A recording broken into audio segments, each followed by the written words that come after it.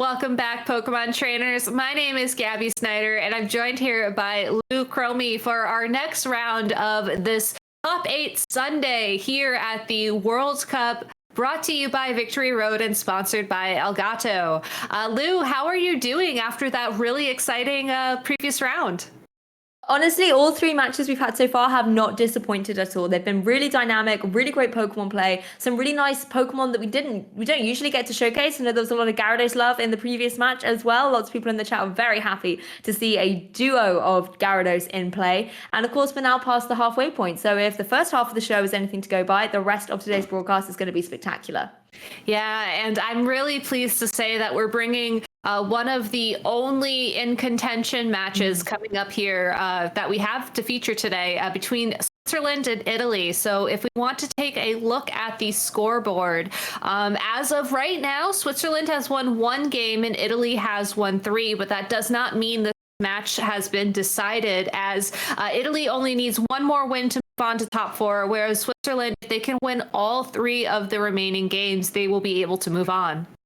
Yeah, that's the thing. They're still in contention. And Switzerland have definitely been the underdogs coming into this top 8. I know a lot of people are rallying behind them, particularly in the face of Italy, who are so strong. They've dominated the VGC scene in Europe for a very long time. And just being able to come down against Switzerland, they've already taken one win. And now I guess at this point, it's one of those things where it's like they almost don't have anything to lose and everything to gain. But then, of course, one more loss and they kind of have lost. But it's, I think, all about just making sure that you can now keep that momentum up, keep winning, and see if you can throw Italy off a little bit and take it to a really close end game between these two countries.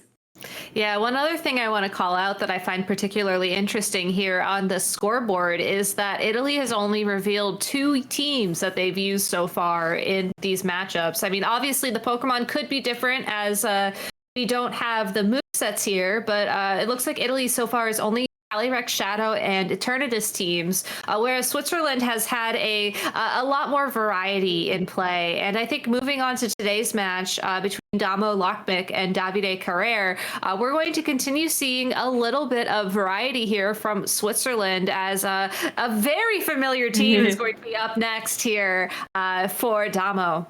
Yeah, I spy another Gyarados here, Gabby. And if last match was anything to go by, I mean, we really did get the showcasing of both kind of the strengths of Gyarados being so dominant, intimidate, waterfalls, brilliant. And then we also saw a Gyarados that was completely shut down and unable to do anything. So I wonder which side of the coin flip Damo is going to have with their Gyarados in this particular match. But again, some really great Pokemon on here. We know what Incineroar does. Zacian as well has been such a strong restricted Pokemon, and Landorus coming into the fray. The Pokemon I really want to keep my eye on, though, is that Grimmsnarl, because with screen support, it can just be such a great partner Pokemon. Exactly. And I want to give a special shout out to Nugget Bridge in Damo's accomplishments. I feel like they've really paved a way for a lot of this grassroots action. So top 8 in the Nugget Bridge Major back in 2016. Also top 8 of the Champions Cup a bit more recently this year. So Damo certainly has the resume to back up his strong team. But if we take a look at Davide's team on the opposite side of the field, another strong player with a very strong resume and a very strong set of 6 Pokemon. Yeah, exactly. Lots of amazing sort of Pokemon on here that we've seen before. You've got that very standard kind of Fire, Water, Grass core once again, Xerneas that we've seen utilized so well, and with good partner Pokemon support, you've got the fake out of Incineroar and the Rillaboom, as well as having redirection support with that Amoonguss, just can allow that Xerneas to get set up. And I think if I remember correctly, I might be wrong, but I feel like the EUIC where Davide was the runner-up in 2019, he was actually running a Xerneas then as well. So possibly, it'd be nice to see him piloting this Pokemon once again.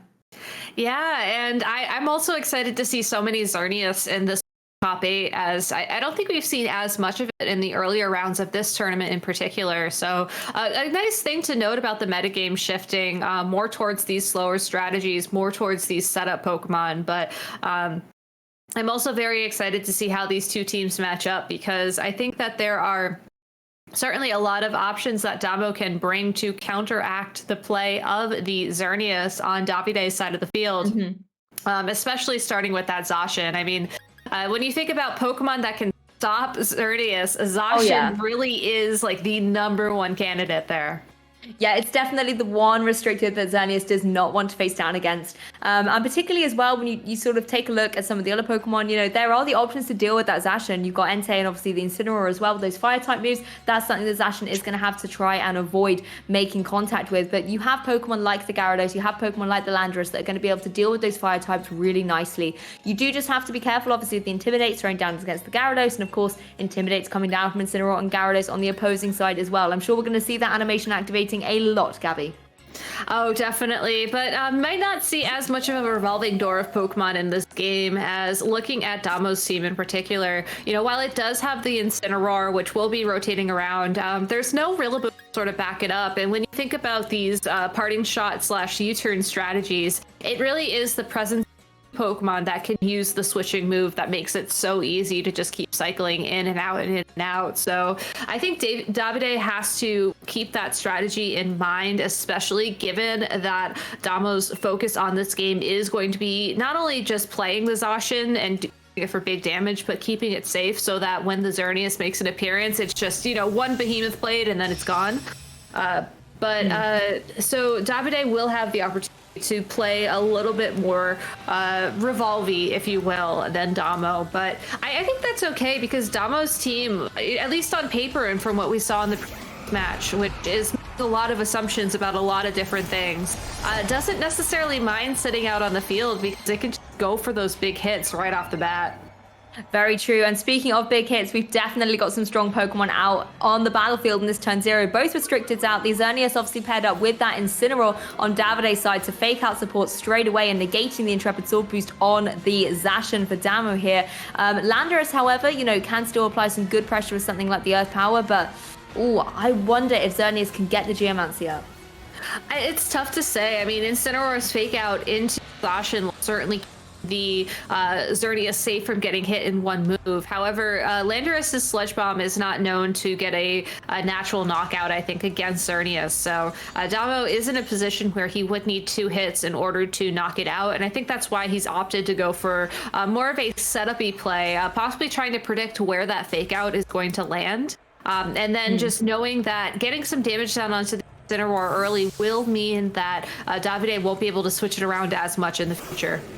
Oh, I really like the switcher from Davide, just getting the Xerneas out of trouble in the face of that Zacian and bringing in the Entei here. So 2 fire types to apply pressure to the Zacian, but Zacian going, you know what, I'm going to boost myself right back up, going for that Swords Dance, applying a lot of pressure going forward. But you have to watch out for both these fire types. Landorus can only really hit one of them and remove that threat, and the other one is certainly going to be able to hurt Zacian with something like a Flare Blitz.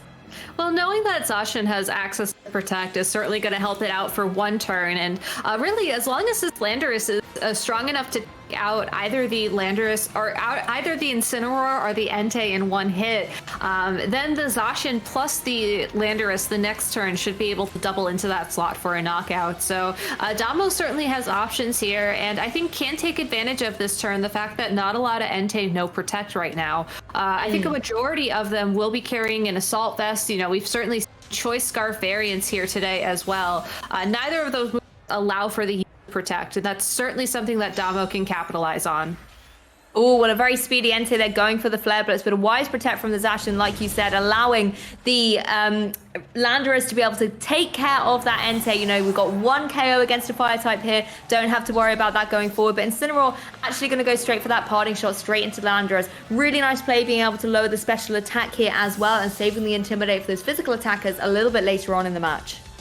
And good confirmation that the Entei is holding a Choice Scarf as well, because it would not have been that speedy unless this is a very slow Landorus if it wasn't for that hold item. The Xerneas coming in here is nice because this will allow Davide to immediately get that Incineroar back out onto the field, intimidate the Zacian, and then threaten with another fake out to try and go for that Geomancy that Davide wants to go for. But depending on what that last Pokemon is on his team, he could also do a similar play to what he did in game 1 and send in that Incineroar, forego fake out entirely, and maybe try and Flare Blitz into the Zacian, as it did just Protect last turn and it will not be able to guarantee the double Protect into this turn.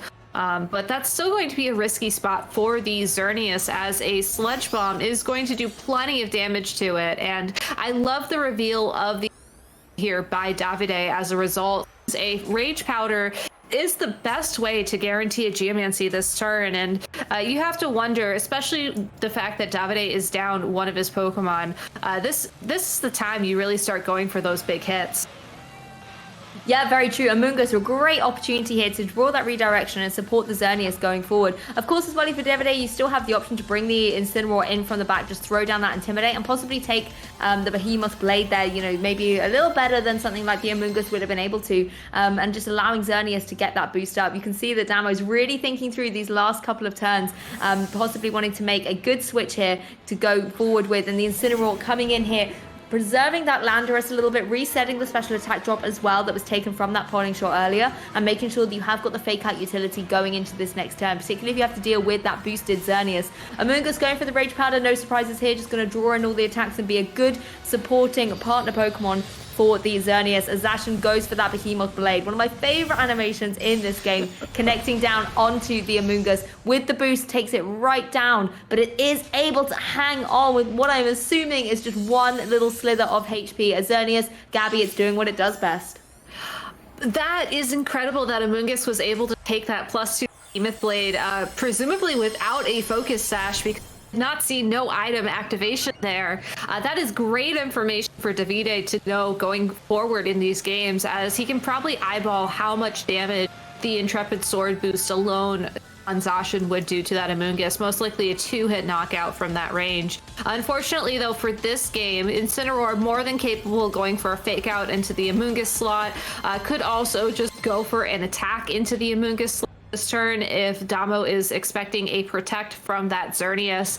There's nothing really threaten the Zacian here other than the Damo just ignoring the Amoonguss entirely this turn and getting caught by a spore for his troubles. But you know, that also being said, Amoonguss does have Regenerator, and Davide could elect to switch the Amoonguss around this turn just to try and get some more health back, to bring in that Intimidate to stop the Zacian. But even though the Xerneas was able to get that Geomancy, it's going to struggle to deal damage against the Pokemon Damo has on the field.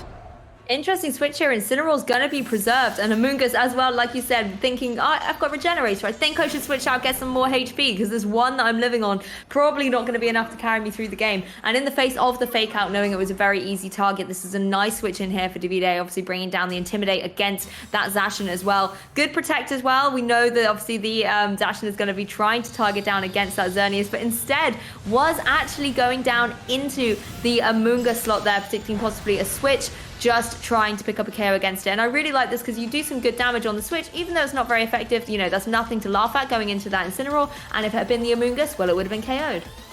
And the Landorus can definitely knock out the Incineroar with an Earth Power from that range, so that is really good utilization of that chip damage. Unfortunately, though, for Damo, he will have to possibly double protect this turn just to get rid of that fake out possibility and to ensure that the Xerneas doesn't throw a Moon Blast into that Landorus spot for an easy knockout. Again, with Zacian at full health, Davide really has to figure out how he can attack this Zacian. Otherwise, a couple more Behemoth Blades, and that should be the game in Damo's favor. And that's the unfortunate part about playing Xerneas in a matchup like this. I think that Davide really did that Entei to do more work, but just got caught with that Earth Power, and that was it for the game. Well, going for the protect on the Zacian, fake obviously going into that slot, and Xerneas is able to go for the Moonblast into the Landorus. It is going to be enough to pick up the KO against it. I was going to say the Landorus, you know, then being able to pressure down against that Incineroar, but to no avail here.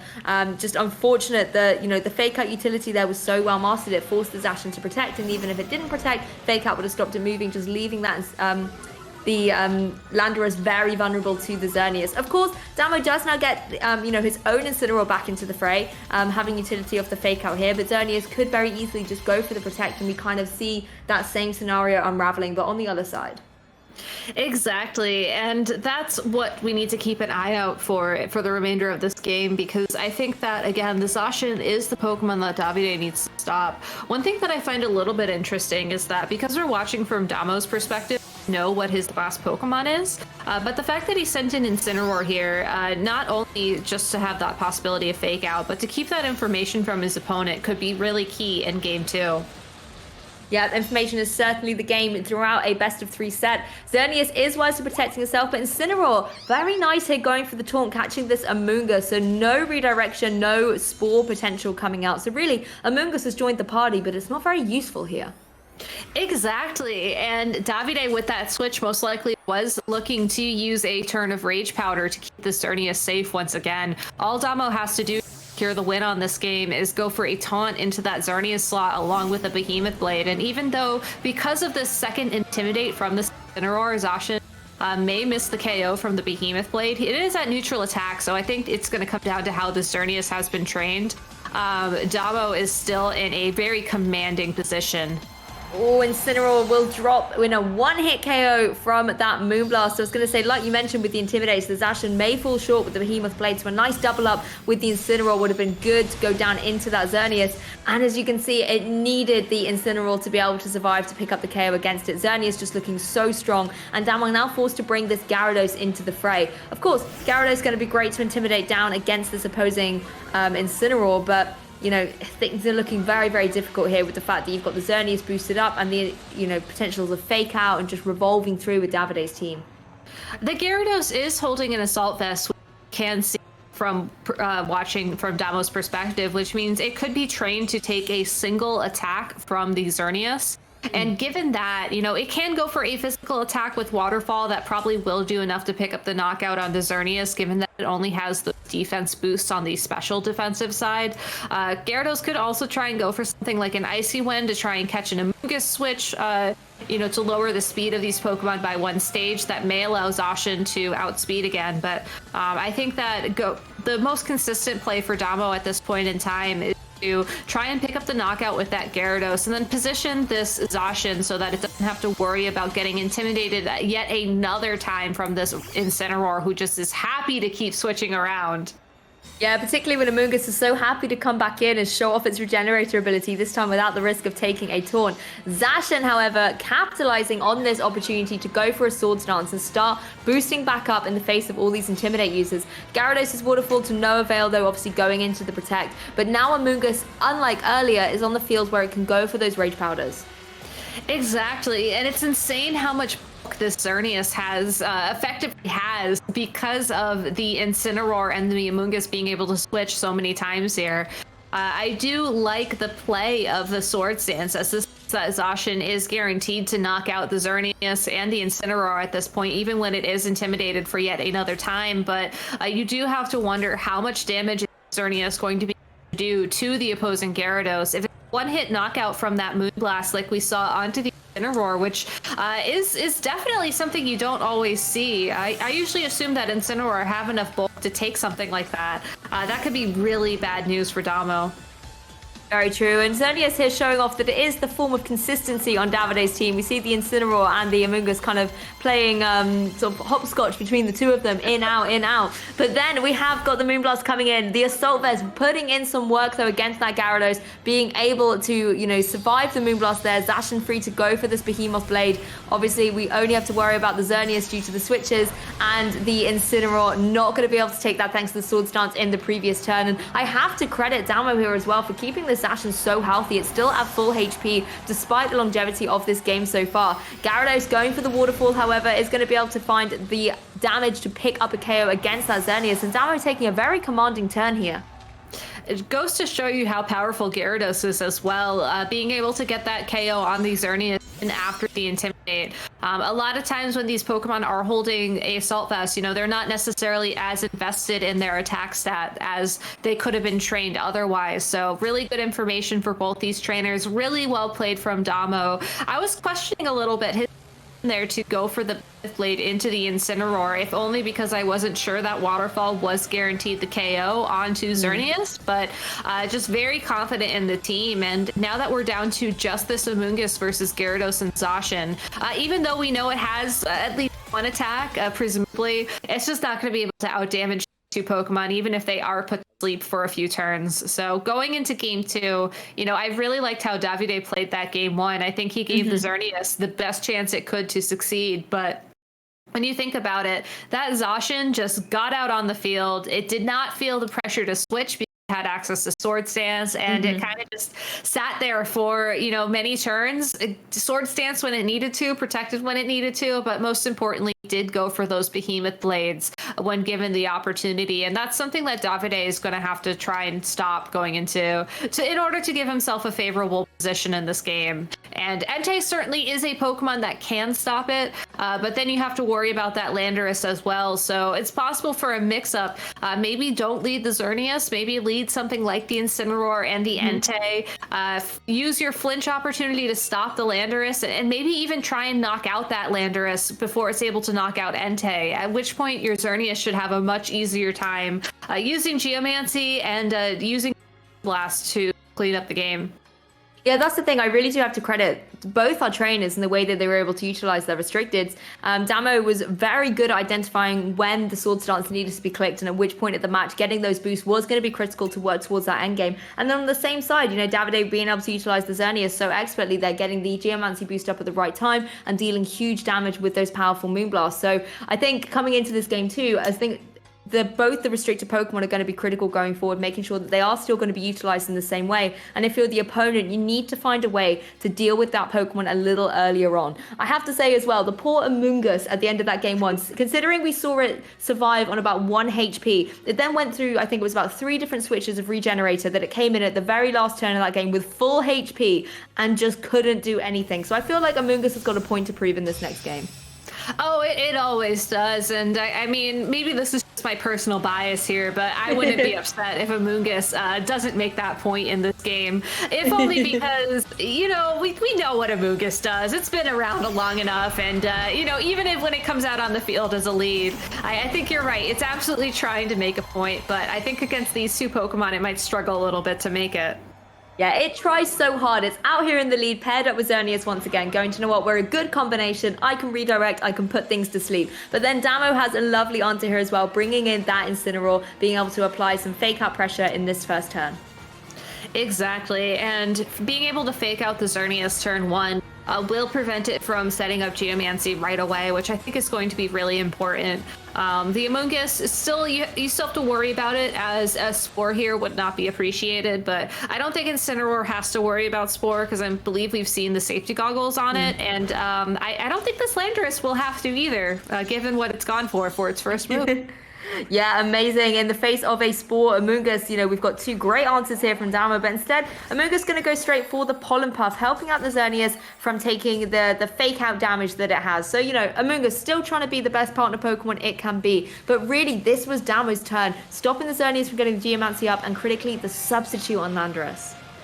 Exactly, and even if the Xerneas is able to go for the Geomancy this turn, if Amoonguss is able to, switch out, get that Incineroar in, then it's possible that the Incineroar will take a Earth Power for its trouble.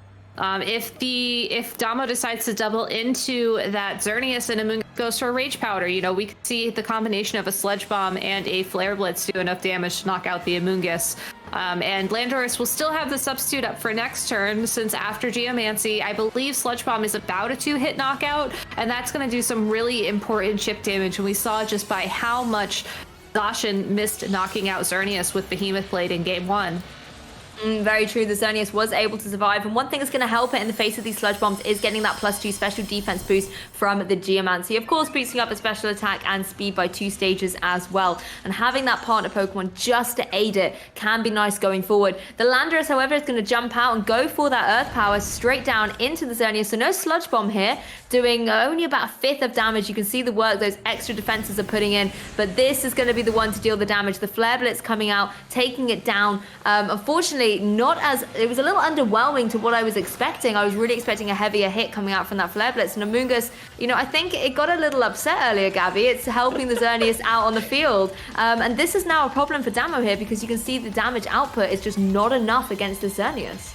And that is a really interesting way to sort of Rage Powder without actually clicking Rage Powder, since that Pollen Puff was able to restore a majority of the damage that Xerneas took last turn, and I think sort of capitalize on the fact that Damo double targeted the Xerneas, expecting the auto redirect from Rage Powder.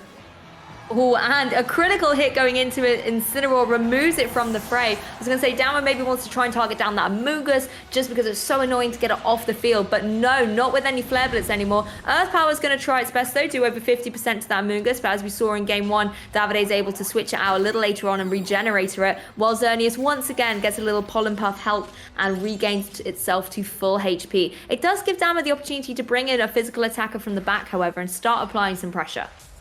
I think that Damo's consistently been clicking Earth Power, if only because he expects that Incineroar on Davide's side of the field to switch in for that Amoonguss, or, you know, possibly even that Xerneas prior to it.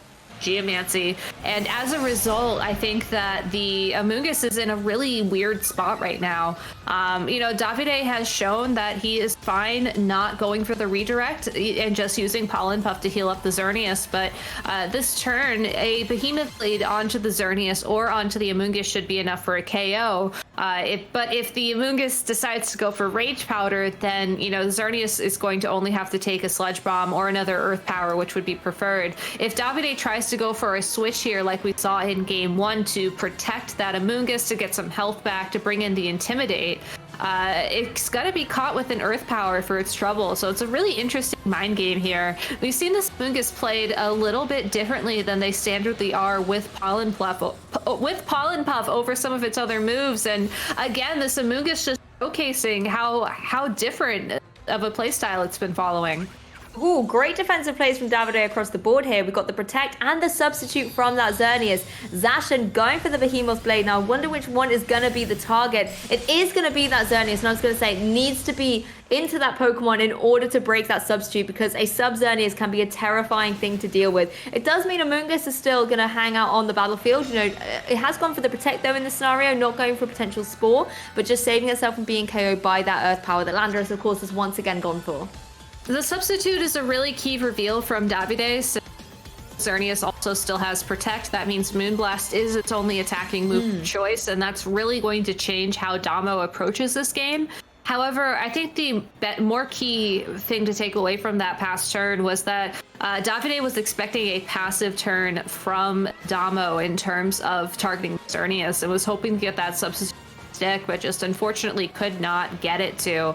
And as a result, Damo does have the opening here to double target that Xerneas and, you know, be pretty aggressive here. I think you can't necessarily ignore the Amoonguss because, again, there is still the threat of a Spore here, but Amoonguss finally going for Rage Powder, and I believe it will be knocked out for that trouble. Yeah, unfortunately, I don't think Amoonguss will quite be able to hang on at this range. The Moonblast, however, is going to go down into that Landorus, break the Substitute, bringing it back into the Pokemon battlefield here. As Zacian goes for the Behemoth Blade, obviously going to come right down into that Amoonguss and remove it from the fray. But I think this is good for Damo here, being able to just, you know, remove that pesky Pokemon. You now kind of have an easier way to target down into that opposing Xerneas. But again, it does give Davide the opportunity to bring in Incineroar a little bit later on. You then not only intimidate the Zacian here, but being able to have the fake out means Xerneas can go for one more powerful Moonblast relatively unchecked, possibly into that Landorus.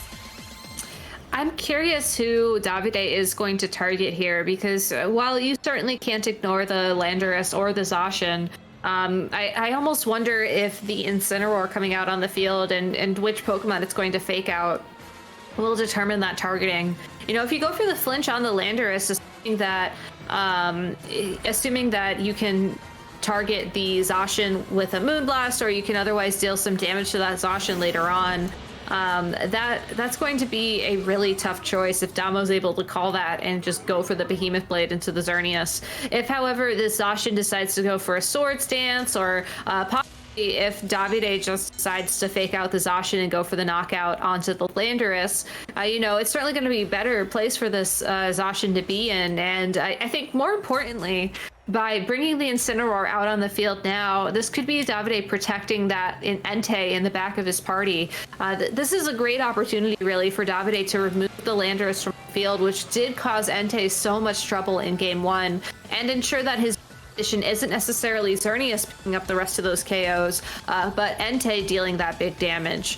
Fortunately for us, we do know that Damo's last Pokemon is going to be that Gyarados yet again, so I'm a little bit unclear as to whether or not that strategy will work, but it's definitely an interesting spot for Davide and a very tough choice to make.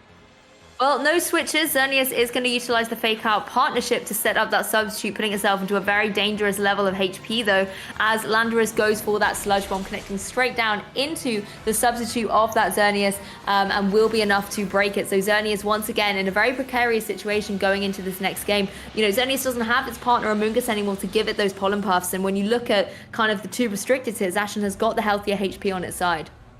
Exactly. I mean, Xerneas essentially lost half of its health to substitutes that were immediately removed by Damo, which is really unfortunate.